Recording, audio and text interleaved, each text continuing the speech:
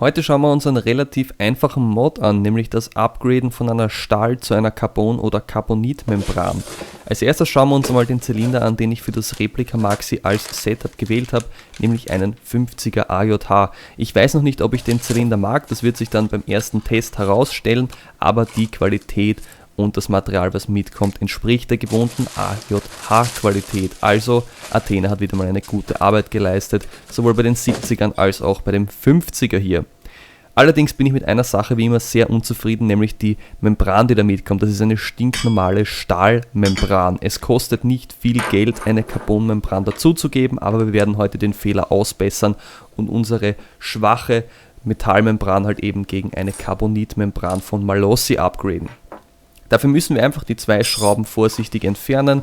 Ich habe eine Malossi-Membran bestellt, relativ preiswert. Es ist ein Sticker drinnen und es sind zwei große Sheets, mit denen kann man einen Haufen Membranen upgraden. Ihr könnt im Prinzip sowohl eine Schere als auch einen Boxcutter nehmen. Hauptsache ist, dass die Geschichte dann fransenfrei ausgeschnitten ist und keine Schnitzer hat, dass es irgendwo brechen kann oder ähnliches.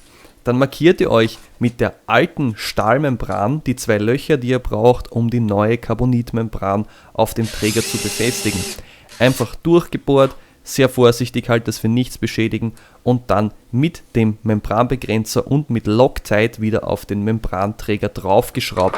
Es ist sehr wichtig, dass diese Schrauben nicht davonfliegen, weil sonst habt ihr das gleiche Problem noch einmal, also nehmt eine Schraubensicherung. Jetzt schauen wir noch, ob wir richtig geschnitten haben, dass wir nirgendwo einen Luftspalt haben. Ihr seht zwar ein bisschen Licht, aber das ist, weil die Membran Licht durchlässt. Zu guter Letzt stecken wir das Ganze rein, schauen, dass wir nichts verbogen haben, dass der Membranbegrenzer nicht irgendwo ansteht oder irgendwas nicht passt.